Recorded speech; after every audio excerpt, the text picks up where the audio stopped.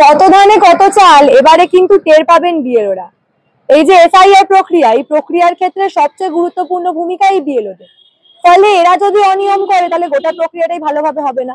ফলে এসআইআর এর মতো একটা গুরুত্বপূর্ণ প্রক্রিয়ার ক্ষেত্রে যে এই পরিমাণ অনিয়ম বা ফাঁকিবাজি চলবে না, এবারে তা পরিষ্কার করে দিল কমিশন।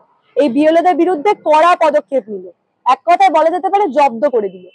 কি হলো সেটাই আপনাদের বলবো, কিভাবে কমিশন বিএলওদের জব্দ করলো বা বিএলওদের বিরুদ্ধে ব্যবস্থা নিল সেটা জানতে এই প্রতিবেদন সম্পূর্ণ দেখুন।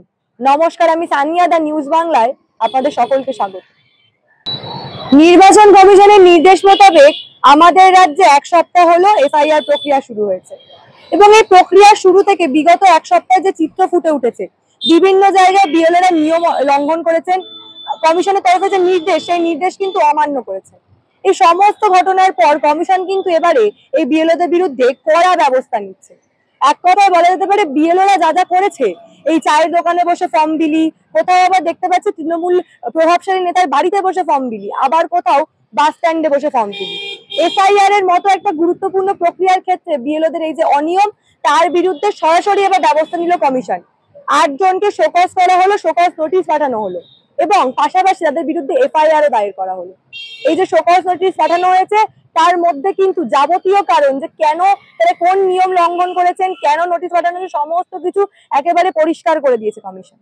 অর্থাৎ বিএলওরা এক প্রকার উচিত শিক্ষা পেয়েছেন যে একজন বিএলও অর্থাৎ দায়িত্বপ্রাপ্ত officer, booth level officer, SIR প্রক্রিয়ার এক প্রকার ভিত। যে বিএলও বাড়ি বাড়ি গিয়ে এসআইআর প্রক্রিয়া করবে, তারা যদি অনিয়ম করেন তাহলে এসআইআর এর মতো একটা গুরুত্বপূর্ণ প্রক্রিয়ার ক্ষেত্রে কতটা প্রভাব পড়তে পারে তা কমিশনের কাছে পরিষ্কার, আপনার আমার মতো সাধারণ মানুষের কাছে পরিষ্কার। তাই বিএলওরা যদি অনিয়ম করে তার প্রভাব কিন্তু আমাদের সাধারণ মানুষের উপর পড়বে, যার জন্য গোটা সমস্যা একেবারে গোড়া থেকে সমাধান করার জন্য সরাসরি ব্যবস্থা নিল কমিশন। মানে এটা তো দেখছি যে যেভাবে বিভিন্ন জায়গায় ঘটনা ঘটছে, বিএলও বিএলএ2 সব তাদের এবং আমাদের বিএলএ2দেরকে বিভিন্নভাবে ধমকি দেওয়া হচ্ছে, তাদের কাছ থেকে পরিচয়পত্র চাওয়া হচ্ছে এবং বিভিন্নভাবে নিজেরা এসআইআরটাকে নিজেরা কন্ট্রোল করবার চেষ্টা করছে। নির্বাচন কমিশনকে ধন্যবাদ জানাই, তারা অত্যন্ত সুশৃঙ্খল ভাবে এই জিনিসটা একদম কন্ট্রোল করে নিয়ে দেখছেন এবং যারা এই ধরনের কাজ করছে বিএলওরা তাদেরকে নির্বাচন কমিশন শোকজ করছেন এবং আগামী দিনে এরকম কিছু করলে তাদেরই আজকে ভবিষ্যতে মানে ক্ষতি হয়ে যেতে পারে। এইটুকু রাজ্যে মদের দাম আবার বাড়া, এসআইআর নিয়ে যে একটা আতঙ্ক তৃণমূলের মধ্যে হয়েছে সেটা প্রথম থেকেই বোঝা গেছে। যবে থেকে এসআইআর শব্দটা বিহারে শুরু হয়েছিল তখন থেকেই বাংলায় একটা রেড়ে করে রং উঠেছে যে আমরা এসআইআর করতে দেব এবং তারপরে ঘটনাক্রম যেভাবে এগোতে শুরু করেছেন আপনারা দেখেছেন যে মানে যারা বিএলওরা যাচ্ছেন বিএলওদের সঙ্গে মিছিল করে তৃণমূল বিএলওদেরকে নিয়ে যাচ্ছে এবং বেশিরভাগ জায়গায় দেখাও গেছে যে বিএলওদেরকে সরাসরি ধমকি দেওয়া, কখনো কখনো তাদের সঙ্গে সরাসরি কথা বলে তাদেরকে একসাথে নিয়ে যাচ্ছে এবং কোনো কোনো বিএলও তৃণমূল পন্থীও বলে উল্লেখ করা হচ্ছে। সুতরাং তিনি তো কিছু কিছু যারা টিএমসি থেকে মানে যারা পার্টির সঙ্গে পুরোপুরি ভাবে জড়িত রয়েছে এবং বিএলও রয়েছেন এবং তাদেরকে নিয়ে মুখ্যমন্ত্রী চিন্তা হচ্ছে, কিন্তু অনেকগুলো বিষয় যেমন ধরা পড়ে যাচ্ছে। আমরা বিভিন্ন জায়গায় দেখেছি যে একই জায়গায় বসে বসে বিএলওরা form fill up, form distribute করছে, এগুলো তো এভাবে তো করা উচিত না। মানে এগুলো পুরোপুরি ভাবে টিএমসি জোর করে তাদেরকে হুমকি ধমকি দিয়ে করাচ্ছে। আর এই যে এত কিছু দেখছেন কোন বিএলও অসুস্থ হয়ে পড়ছেন বা কিছু করছেন, এগুলো সম্পূর্ণ টিএমসি হুমকি দিচ্ছে তাদেরকে, কাজগুলো ঠিক মতো করতে দিচ্ছে না, বিভিন্নভাবে তাদেরকে বাধা সৃষ্টি করছে।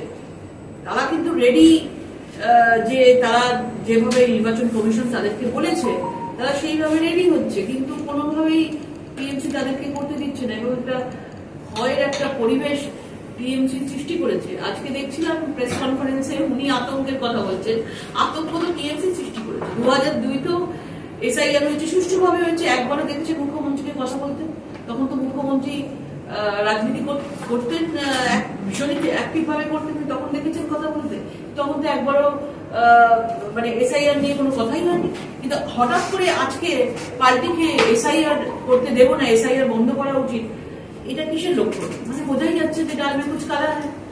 এর মধ্যে অনেক লোকজন যারা রয়েছে, বেশিরভাগ বাংলাদেশিরা রয়েছেন, তাদেরকে ভোটার আইডি কার্ড বানিয়ে দিয়ে অনুপ্রবেশকারীরা রোহিঙ্গারা রয়েছেন যাদের ভোটার আইডি কার্ড বানিয়ে দিয়ে তাদেরকে দিয়ে ভোট করানোর চেষ্টা করছেন।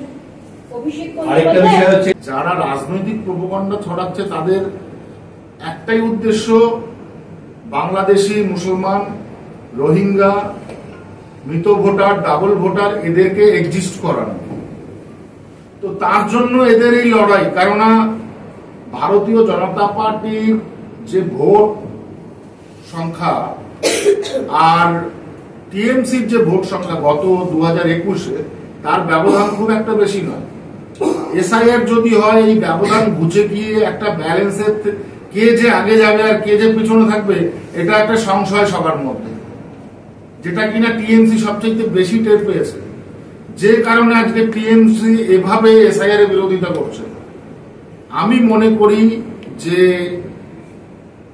সিএ অ্যাপ্লিকেশন করা জরুরি, কারণ গৃহ মন্ত্রণালয় যখন বলেছে, কেন্দ্রীয় সরকার এবং তার গৃহ মন্ত্রণালয় যখন বলেছে 2024 সালের 31 ডিসেম্বর পর্যন্ত যারা এসছে ওপার বাংলা থেকে, পাকিস্তান থেকে বা আফগানিস্তান থেকে, তাদের কাউকে ডিপোর্ট করা যাবে না।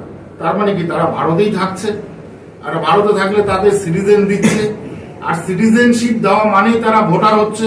তো ন্যাচারালি এই মানুষগুলোকে আমরা কেন সি অ্যাপ্লিকেশন করাবো না?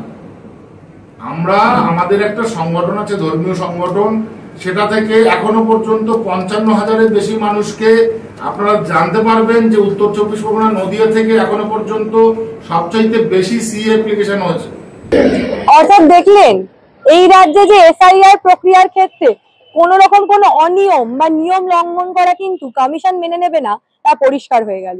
এই যে বিএলওদের বিরুদ্ধে যে পদক্ষেপ নেওয়া হলো, যদিও এখনো বিভিন্ন মহলে প্রশ্ন উঠছে যে এই 8 জন যাদেরকে শোকজ করা হলো তাদের নাম কেন প্রকাশ করলো না কমিশন, যদিও আমি সেটা নিয়ে কোনো প্রশ্ন করব না, আপনারা আমার থেকে অনেক ভালো বোঝেন এই বিষয়গুলো। তবে এই যে গোটা ঘটনাটা আপনাদের বললাম যে কমিশন এবারে ছেড়ে দিচ্ছে না, কোনো অনিয়ম হলেই যে ব্যবস্থা নিচ্ছে তা আপনাদেরকে সামনে দেখালাম, তুলে ধরলাম। এই বিষয় নিয়ে আপনাদের মূল্যবান এবং গুরুত্বপূর্ণ মতামত অবশ্যই আমাকে জানাবেন দ্য নিউজ বাংলা কমেন্ট সেকশনে, এবং দেখতে থাকুন দ্য নিউজ বাংলা।